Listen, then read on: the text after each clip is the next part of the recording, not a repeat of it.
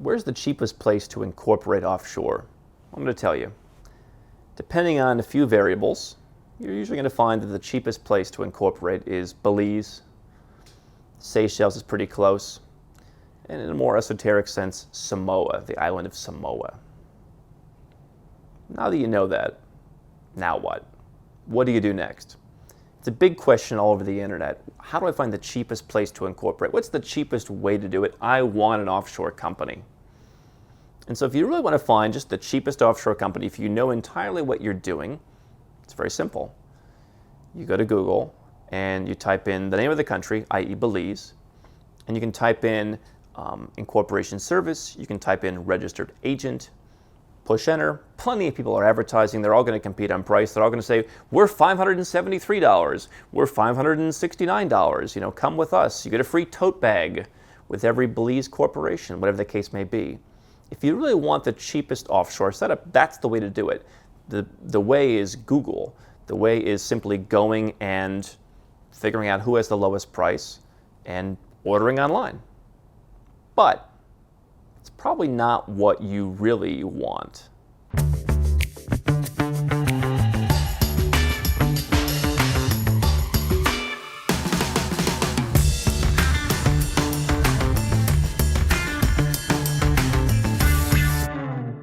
Hi, I'm Andrew Henderson, and over the years I've learned the hard way the high cost of doing things cheaply. If you call my old business partner from 10 years ago and you would ask him about me arguing over some $200 invoice, I was that guy. I understand there's a certain ego in saying, I want it the cheapest. What's the difference? It's all a commodity. But the challenge is when you're going offshore, the reality is that going offshore alone isn't the issue. And if you've watched my video on my personal experiment with forming a cheap offshore company online, you'll see that the lower service you're going to get with that $569 incorporation is probably not going to solve the real problem that you're looking at, which is, how do I reduce my tax legally? The era of hiding money, the era of smoke and mirrors, hide and seek, that's all over. We have FATCA, we have CRS, we have all kinds of automatic information sharing. The government is well aware of nomads and remote workers. The answer is you want to set things up legally. And so I've seen far too many people who thought that they were doing things correctly by just moving their company into some offshore jurisdiction and not changing anything else. And so not only do you probably not want a company in Samoa, maybe you don't even know what Samoa is or where it is. Has anyone ever heard of Samoa? Do you really want a company in a place that no one could even find on a map? But at $569, what you're going to find is you're going to call up and you're going to say, hey, I'd like to get my Samoa company. And they're going to say, why? And you're going to say, well, because I don't want to pay tax where I live anymore. They're going to say, okay, great. And you're going to ask them some questions. Yeah, so is it tax-free? Oh yeah, it's absolutely free under the laws of Samoa. Okay, well, can I take a dividend? Absolutely, there's no controls on dividends. Can I move money anywhere I want? Absolutely, no problem. And that's all true in Samoa. But it may not be true in the United States, Canada, Australia, where you live, where the actual problem sits. That's what the $569 incorporation is going to miss. And so there's really three characteristics that I think are important, not only when it comes to solving that bigger issue, but that when it comes just to choose where to incorporate in general. Number one is the reputation of the jurisdiction. Now, there will be some people who will disagree with me on this, who will say, who cares about the reputation of the jurisdiction? It doesn't matter. But when banks are increasingly making it harder for low reputation companies to open bank accounts, reputation does matter. It's the 21st century. This is not offshore 1980s style. Reputation matters. And so if you have that company in Belize or Samoa where they don't really require much of the owners of those companies, a lot of banks are going to say, because they don't require much of the owners of that company, we don't really want to work with them. And so that Belize company is going to have a lot fewer banking options than a Hong Kong company.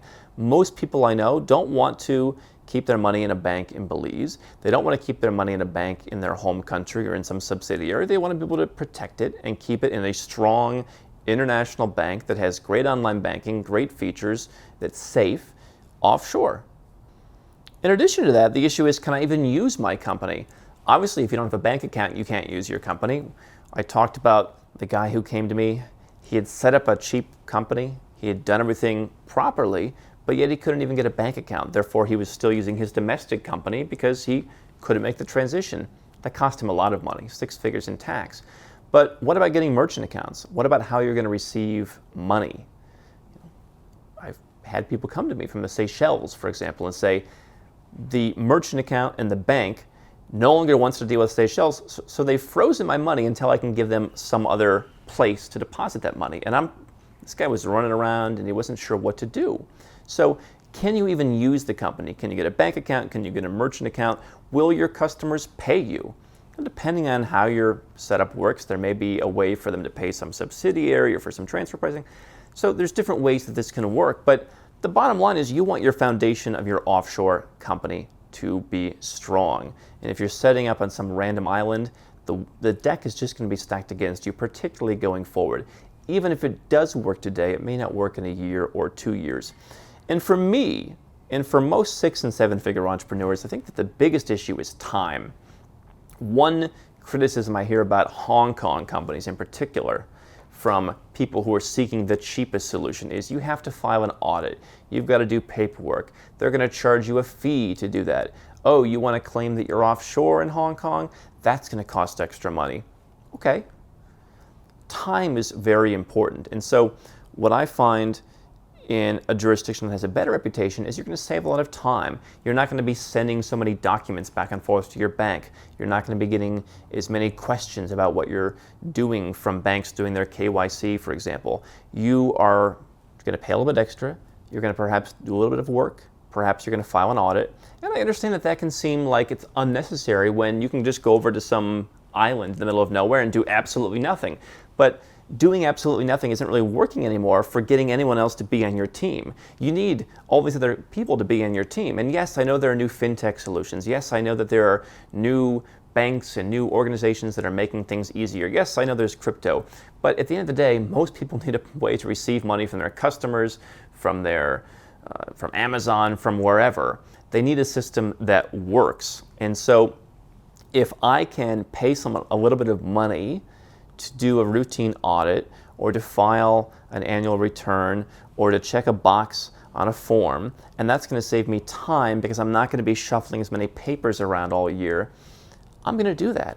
So there's a time cost not only in using the cheapest offshore company formation, which I've talked about before. They're going to make you do most of the work. You're going to spend a lot of time. You're going to be confused. But the jurisdiction itself is important. So not only do I not want to use the cheapest service to incorporate, but I don't want to use the cheapest jurisdiction. And I think that's important. It's important that while we all want to save money, the goal for going offshore is saving money in the long run. If you are that 6 and 7 figure entrepreneur, the money saved is probably going to be millions. I don't want to get caught up on an extra couple thousand now, either wasting my time or making a mistake, or getting in bed with a country that is increasingly falling out of favor. That's why, to me, the cheapest offshore setups and the cheapest offshore countries are totally irrelevant in my world. I'm Andrew Henderson, and if you're looking for a way to legally reduce your taxes, build your freedom, and create wealth faster as a global citizen, then you've come to the right place.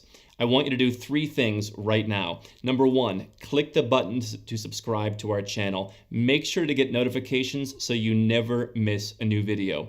Number 2, get a copy of our #1 best-selling book, Nomad Capitalist, on Amazon and learn all the dozens of benefits of our lifestyle. And number 3, if you're already a 6 or 7 figure entrepreneur and you want to put these strategies in place, go to nomadcapitalist.com and find out how to get some help.